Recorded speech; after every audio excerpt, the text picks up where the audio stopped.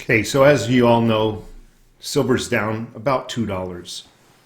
Now, I get a lot of questions, should I wait for a pullback? And I always tell people, really don't wait for a pullback, but now that obviously there is a $2 pullback, which is pretty significant, definitely should buy. However, putting this pullback aside, should you wait for a pullback? And my answer, waiting for a pullback is a gamble. That would be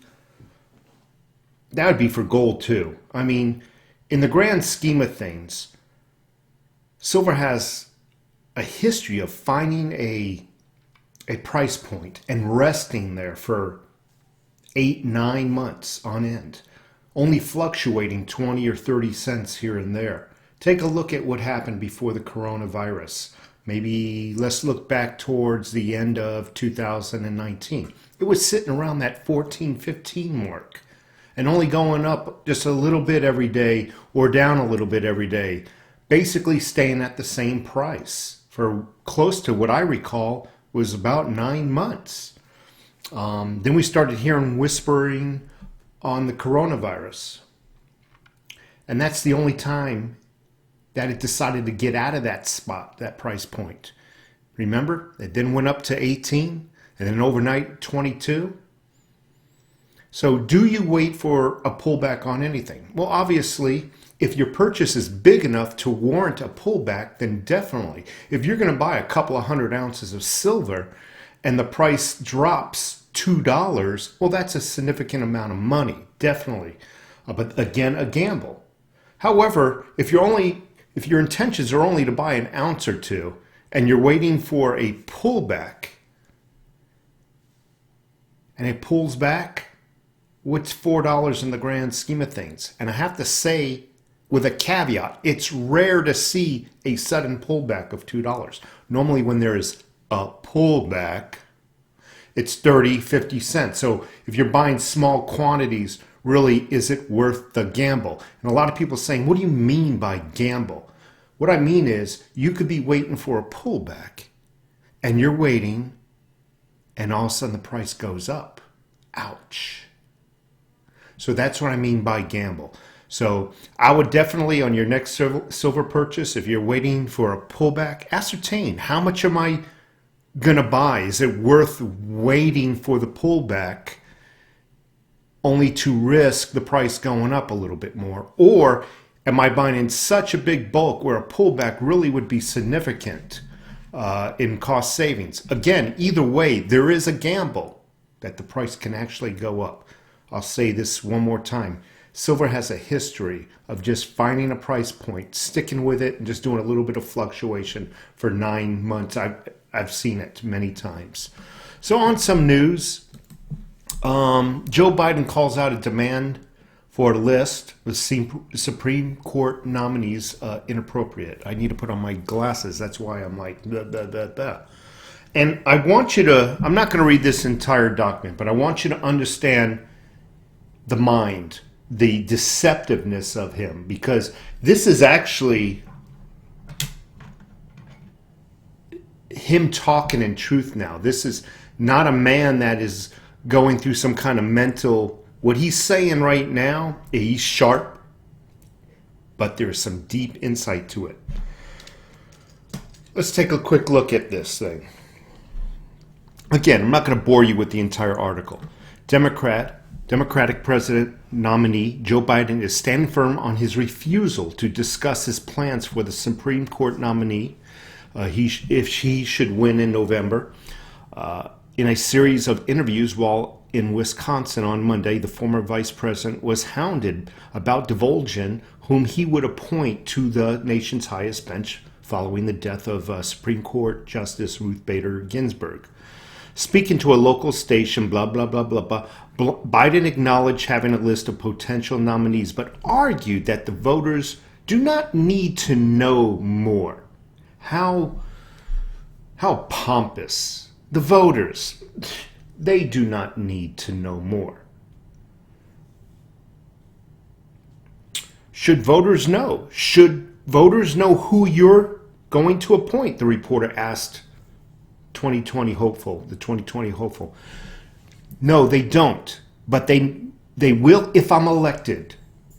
They'll have plenty of time. Basically, I need to repeat that because it sounds very much like something else. No, they don't. They will have, I'm sorry. No, they don't, but they will if I'm elected. Doesn't that sound very reminiscent of Obamacare? You know, Nancy, no, but if you, if you approve this, then we'll let you know what's in the bill. That's my interpretation of her drinking. So doesn't it sound very reminiscent? No, you just vote me in and then I'll let you know the path I will take this country down.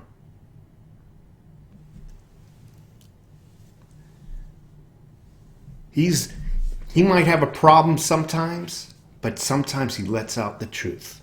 The Democrat argued that it was inappropriate for him to name the individuals on that for 3 reasons.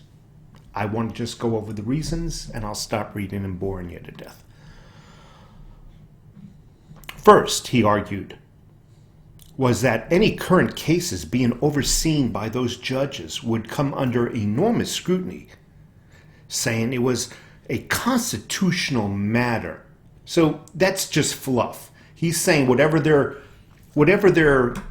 ruling over now, it's going to cause them to become under heavy scrutiny, and that it was a constitutional matter. Never mind, again, in that sentence, that last portion of the sentence, pro-constitutional, yet ignoring the facts that the current president has the right to choose. Not a right, a duty to choose an appointee. No, regardless of how much time is left on his or her tenure. Second reason, Biden said, it would make those judges subject to a considerable vitriol from the public without any way to defend themselves until they were formally nominated in January under a Biden administration. So I need to read that sentence again. Okay, you gotta really listen to the nuances. Second reason, Biden said, it would make those judges subject to considerable vitriol from the public without any way to defend themselves until they were formally nominated in January under a Biden administration.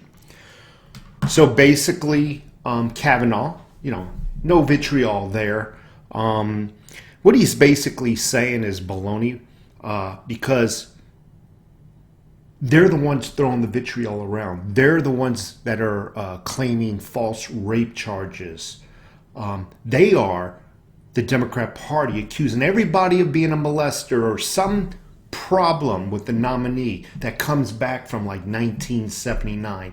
Yeah, in 1979, remember Blasey Ford, Mrs. Blasey Ford? Never heard from her since.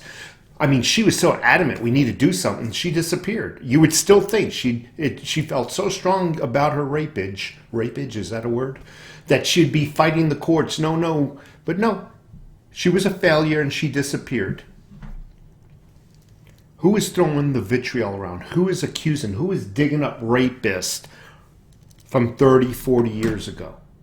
It's not the Republicans who are calling everybody a rapist or some baloney. And you mark my words, whoever Trump appoints, the vitriol again will start on and from the Democrat side. But what Biden's saying here, no, there'll be no vitriol if they're nominated by a Democrat.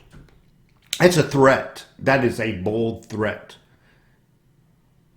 If you don't nominate them under a Democrat rule, then there's going to be vitriol. That's exactly what he's saying. His third and final reason is the most important one. Third, he said, was that he is not going to engage in what he argued were President Trump's efforts to change the subject. Trump is not attempting to change any subject. A Washington Post reporter asked him this. Excuse me. And as we know, Washington Post, they're a liberal website. They're a liberal newspaper. This is not Trump who's trying to change a subject. The subject is everything that you believe we need to know first before we vote you into office, Biden. And if you're trying to hide that, see how deceptive he is? He is trying to hide who he is going to pick because he has to appease his party. And that is the ultra left, the socialist, the fascist. But if he allows the people to know that, now he is going to lose his moderates. So in his mind, and his handlers are suggesting that he doesn't say anything. Try to keep it all a secret, maintain both voting groups, his moderates, moderate liberals, and his far left wackos.